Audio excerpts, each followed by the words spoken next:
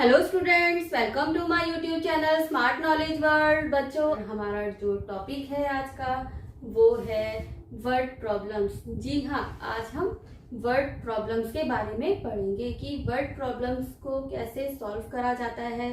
और आज हमने जो वर्ड प्रॉब्लम्स ली हैं वो एडिशन टॉपिक पर हैं।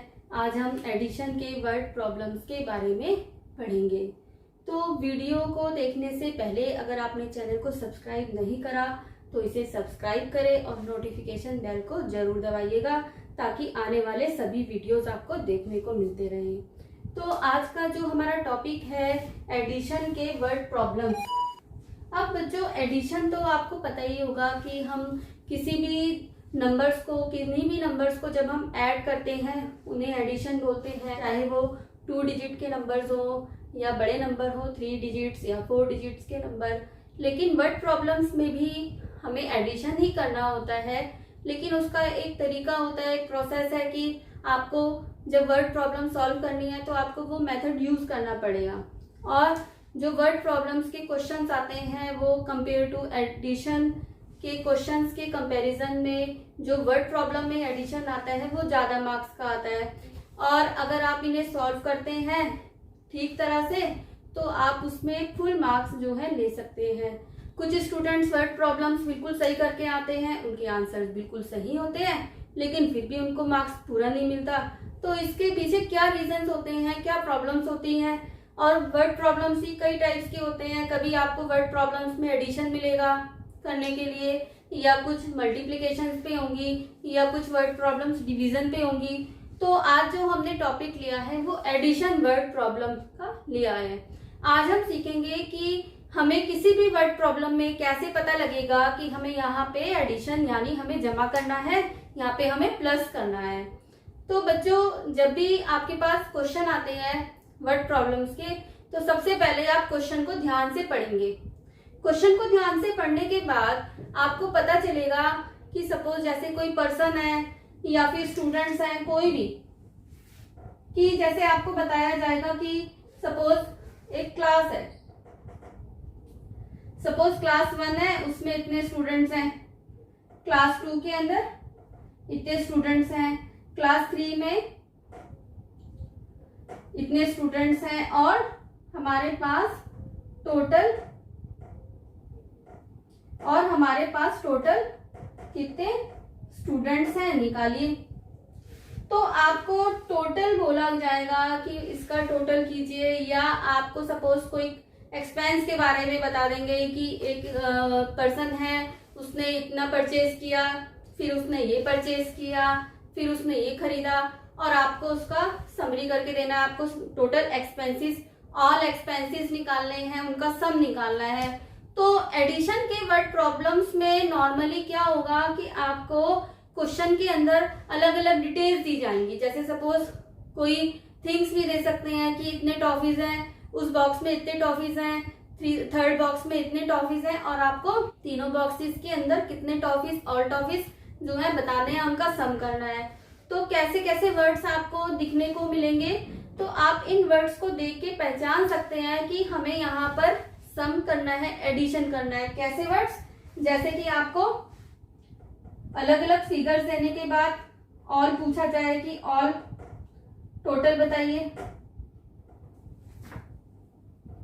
कि इन सबको कितना टोटल एक्सपेंस हुआ है, या टोटल कितनी थिंग्स हैं, या फिर सम निकालिए कि आपको इन सबका अलग अलग अमाउंट दिया हुआ है और वहां पे इनका सम करना है।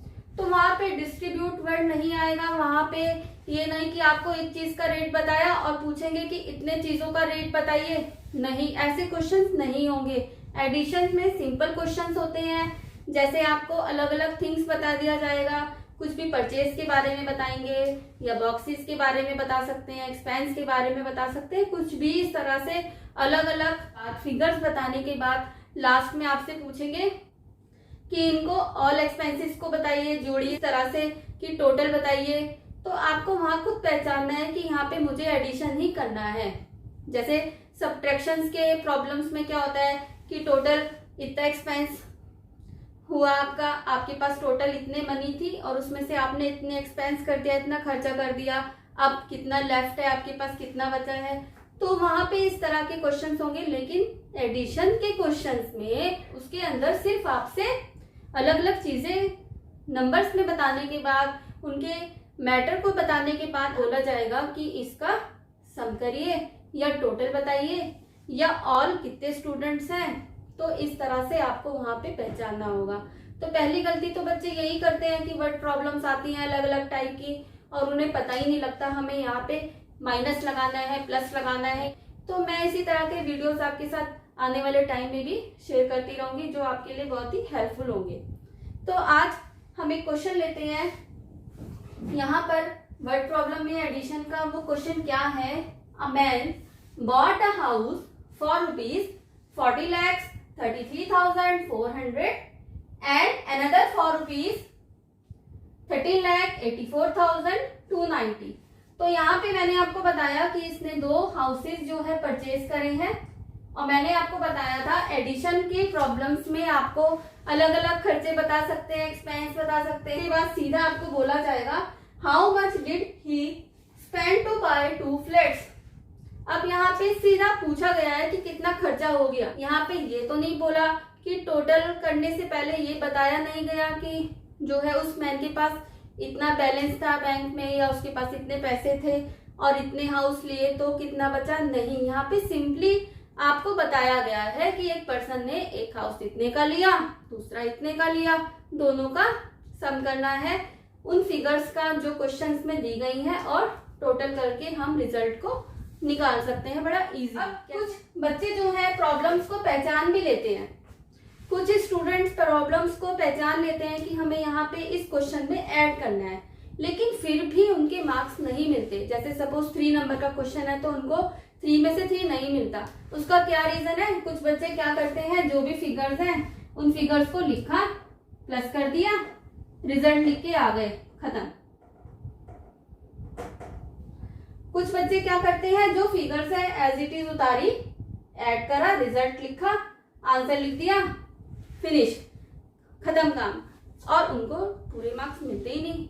अब पूरे मार्क्स भी टीचर क्यों देंगे जब आप उसमें क्वेश्चन के अंदर आपको जो स्टेटमेंट्स बताई गई हैं, जो आपको प्रॉब्लम उसमें दी गई है स्टेटमेंट के अंदर कि जो भी हाउस जो है पहला हाउस इतने का लिया, दूसरा इतने का लिया, तो वो आपको पूरा स्टेटमेंट वाइज वैसे ही जैसे आपको क्वेश्चन में बताया गया है अकॉर्डिंग टू क्वेश्चन आपको वो स्टेटमेंट वर्ड प्रॉब्लम्स के अंदर जो आप स्टेटमेंट पढ़ रहे हैं वही आपको आंसर में लिख के भी बताने होंगे कि उसने फर्स्ट हाउस इतने का लिया, सेकंड इतने का हुआ, टोटल ये हुआ, टोटल मनी स्पेंड ये हुआ। तो अगर आप ये नहीं लिख के आएंगे, अगर आप उसमें वर्ड्स के साथ नहीं लिखेंगे स्टेटमेंट को, तो आपको कभी भी पूरे मार्क्स जो है उस प्रॉब्लम को सॉल्व करने के नहीं मिलेंगे।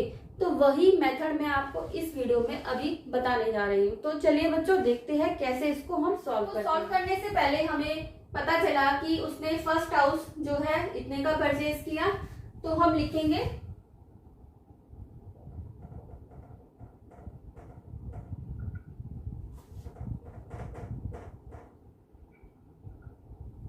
First house purchase for ₹। अब जो रुपीस आप लिखेंगे तो कुछ बच्चे क्या करते हैं, फिगर कॉपी करते ही मिस्टेक कर देते हैं।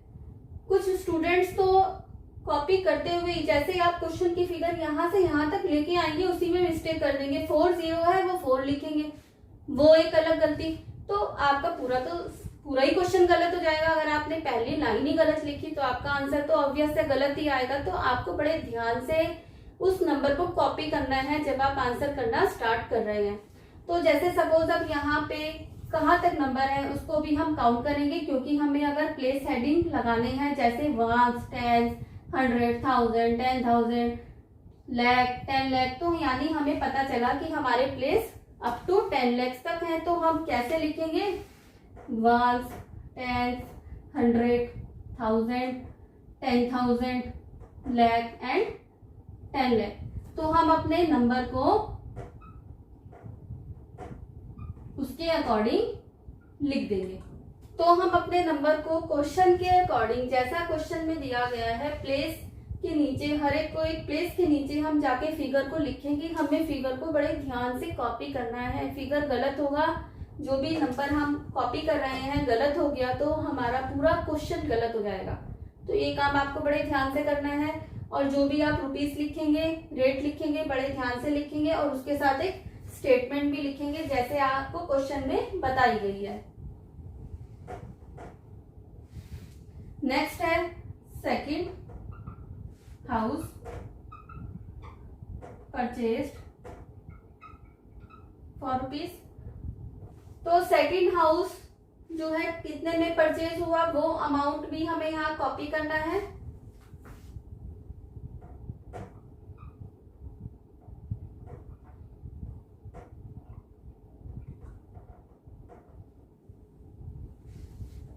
तो हम इनको ऐड करेंगे और ऐड करते टाइम हम ये ध्यान रखेंगे कि हमारा जो फिगर है वो इस तरह से लिखा गया है, क्या दोनों फिगर सेम है। अगर एक फिगर कम है एक फिगर में, यानी कि इस वाले रुपीस में अगर हमें नंबर ऑफ डिजिट कम है तो हमें सीक्वेंस ध्यान रखना है। लेकिन यहाँ सेम थे तो हमने हर डिजिट के नीचे एक नंबर को प्लेस करा। हमने सही से नंबर को लिखा कि नंबर हमारे टेढ़े मेढ़े ना हो, नहीं तो हमारे एडिशन में प्रॉब्लम हो जाएगा, हमारा एडिशन गलत होगा। तो अब हम इनको ऐड करते हैं।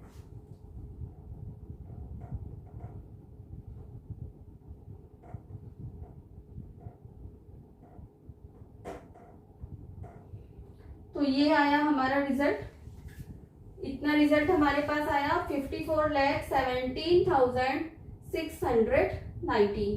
तो इतने रुपीस जो है उसके स्पेंड हुए। तो हम लिखेंगे टोटल रुपीस स्पेंड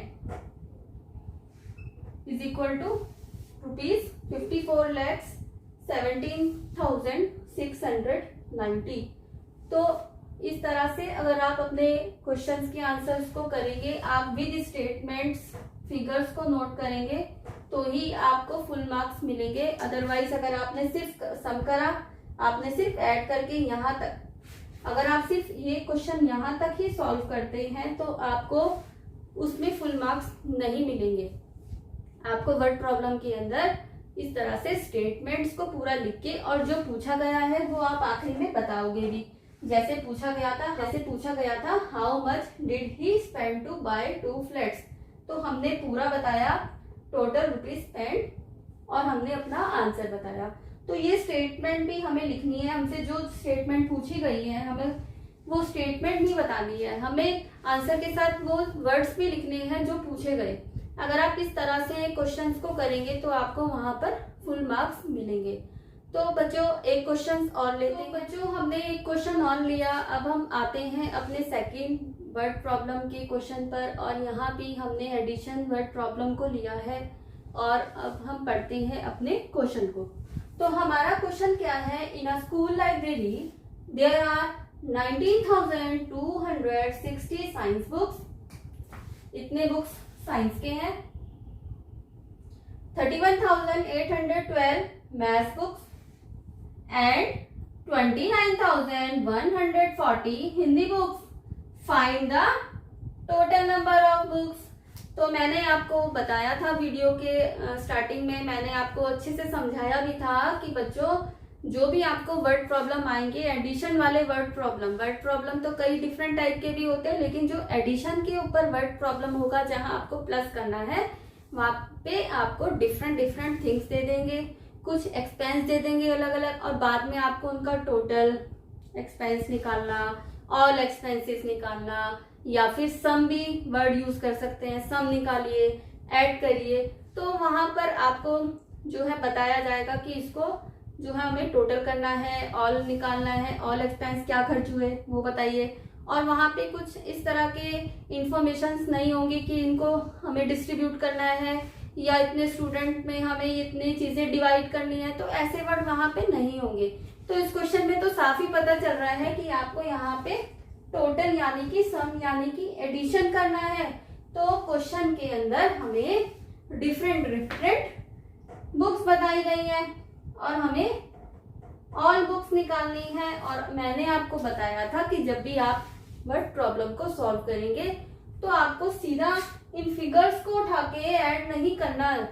आप सीधा फिगर उठा के कभी ऐड करके और रिजल्ट लिख के आ गए, नहीं। मैं आपको दोबारा बता रही हूँ कि अगर आप इस तरह से कि सिर्फ आप ऐड करके छोड़ दिया आपने और आगे आपने स्टेटमेंट्स नहीं लिखी, तो उस जगह पर आपको फुल मार्क्स नहीं मिलेंगे। अगर आप चाहते हैं कि आपको वर्ड प्रॉब्लम के अंदर आपके आंसर्स भी सही हैं और आप चाहते हैं हमें फुल मार्क्स चाहिए, तो आपको वहां पे विद स्टेटमेंट्स, आपको क्वेश्चन के अकॉर्डिंग स्टेटमेंट्स को लिखना पड़ेगा। तो जैसे कि इस क्वेश्चन को आइए सॉल्व करते हैं, कैसे करना है। तो जैसे इसमें बताया है कि in a school library there are 19,260 science books. तो साइंस के बुक्स कितने हैं हम लिखेंगे, total science books. Science books कितने हैं हमारे पास, 19,260। ये हमारे पास साइंस के बुक्स हैं।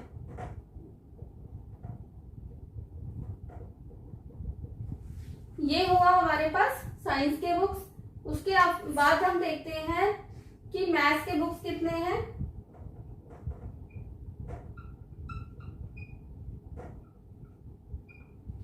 मैथ्स के बुक्स है हमारे पास 31,812। मैंने आपको बताया था कि आपको ये जो फिगर्स हैं, ये जो नंबर्स आते हैं प्रॉब्लम्स के अंदर, इनको बड़े ध्यान से कॉपी करना है। अगर आप इधर से उधर एक नंबर भी आप गैप कर देंगे या फिर कम कर देंगे तो आपका पूरा रिजल्ट गलत होएगा। तो ये चीज बड़े ध्यान रखिएगा, ये मिस्टेक बहुत से बच्चे करते हैं। तो हमने ये फिगर भी कॉपी करा। अब हम आते हैं हिंदी बुक्स पर।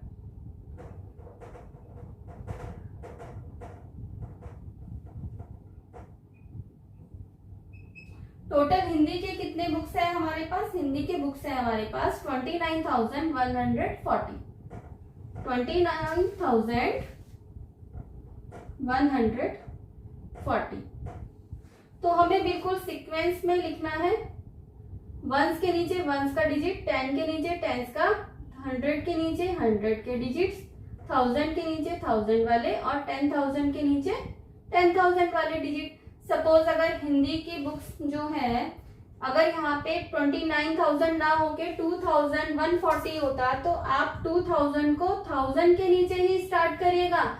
आप उसको यहाँ से नहीं लिखिएगा। अगर आपने यहाँ से लिखना स्टार्ट कर दिया 2000, तो आपका पूरा आंसर गलत हो जाएगा। आपको ये चेक करना है कि क्या हमें गिवन क्वेश्चन के अंदर जो नंबर ऑफ डिजिट दिए गए हैं हर एक स्टेटमेंट में, क्या वो सिमिलर है। जैसे सपोज 1 2 3 4 5, 1 2 3 4 5, 1 2 3 4 5, तो सब में 5 डिजिट है। अगर सपोज किसी में 5 डिजिट के अलावा किसी के क्वेश्चन के अंदर आपको अलग अलग स्टेटमेंट में किसी में 5 डिजिट दिए हैं, किसी में 4 डिजिट, किसी में 3 डिजिट, तो आपको उनको बड़े ध्यान से प्लेस के नीचे लिखना है। आपको ये देखना होगा कि ये किस प्लेस से स्टार्ट होएगा, कहाँ पे खत्म होगा, और हमें बिल्कुल सीक्वेंस में लगाना है। और सीक्वेंस में लगाने के बाद अब हम उन्हें ऐड करेंगे, क्योंकि हमें एडिशन का वर्ड प्रॉब्लम मिला है। तो 2 में हमने 0 प्लस करा 2, 6 और 4 10 और 1 11, 11 का 1 हमने यहाँ पे कैरी करा, 2 और 1 3, 3 और 8 11, 11 एंड 1 12, 1 हमने फिर से कैरी करा, 9 और 1 10, 10 और 10 20, 0 और 2 को हमने यहाँ कैरी करा, 2 और 1 3, 3 और 3 6 और 2 8। तो इस तरह से हमने जब इन सबको ऐड करा, जब हमने इन तीनों स्टेटमेंट्स के रिजल्ट को ऐड करा कि तीनों बुक्स में ये वाले बुक्स इतने थे, ये बुक्स ऐसे थे और इतने बुक्स जो थे ये थे, हमने सब बुक्स लिखे और ये हमें मिला टोटल नंबर ऑफ बुक्स। हमसे क्वेश्चन में यही पूछा गया था कि साइंस के बुक इतने हैं, मैथ्स के बुक्स इतने हैं, हिंदी के बुक्स इतने हैं, find the total number of books, यही हमसे क्वेश्चन में पूछा था। तो हमने टोटल ऑफ बुक्स निकाल दिया, हमने टोटल बुक्स तो निकाल दी। क्या अब हमारा क्वेश्चन खत्म हो गया, रिजल्ट हमारा खत्म हो गया, अब हमें कुछ नहीं लिखना? क्या हम अपना आंसर पूरा कंप्लीट कर चुके हैं? आप बताइए मुझे, क्या हमारा आंसर कंप्लीट हो चुका है? जी नहीं, अभी आपका आंसर पूरी तरह से कंप्लीट नहीं है। अभी एक चीज यहाँ पे मिस है। मुझे पता चल गया है कि आप ये बिल्कुल जान चुके हैं, क्योंकि मैंने आपको जिस तरह से समझाया, तो आप मुझे बता सकते हैं कि यहाँ पे क्या चीज मिस है। यहाँ पे हमें लिखना पड़ेगा कि हमें क्या निकालना था। ये किस चीज का रिजल्ट है? ये है टोटल नंबर ऑफ बुक्स। अगर आप ये स्टेटमेंट नहीं लिखेंगे, वहां पर नहीं बताएंगे कि आपने क्या निकाला है, आपने टोटल भी कर दिया, स्टेटमेंट्स भी लिख दिए, लेकिन अगर आप ये चीज लिखना बिल्कुल भूल चुके, आप भूल गए ये चीज लिखना, आपने नीचे total number of books statement नहीं लिखी और बुक्स आप टोटल निकाला है, तो अगर आप ये स्टेटमेंट वहां नहीं लिखते तो आपको फुल मार्क्स नहीं मिलेंगे। टीचर आपके मार्क्स जो है काट सकती है। तो आपको ये चीजें वहां पे ध्यान रखनी है। आप जब भी वर्ड प्रॉब्लम सॉल्व करेंगे तो ये नॉर्मल एडिशन सम्स की तरह नहीं होता कि हमने बस सम्स के नंबर्स लिखे, प्लस करा, छोड़ा। नहीं, आपको वहां पे टू द पॉइंट स्टेटमेंट को लिखना है, क्वेश्चन में क्या पूछा है, फिगर्स को बड़े ढंग से कॉपी करना है। कॉपी करते टाइम हमें प्लेस का ध्यान रखना है, हमें डिजिट्स को इधर उधर नहीं करना, और जब हम रिजल्ट को निकालेंगे तो हमें बताना भी पड़ेगा कि हमने क्या रिजल्ट निकाला है। तो इस तरह से आप जो है वर्ड प्रॉब्लम बड़ा इजीली सॉल्व कर सकते हैं और फुल मार्क्स भी ला सकते हैं। तो बच्चों देखिए कितना आसान हो गया ना आपके लिए वर्ड प्रॉब्लम्स को सॉल्व करना। और मुझे पता है कि अब आप वर्ड प्रॉब्लम्स के अंदर जो है फुल मार्क्स लेंगे और कभी भी आपके मार्क्स नहीं घटेंगे।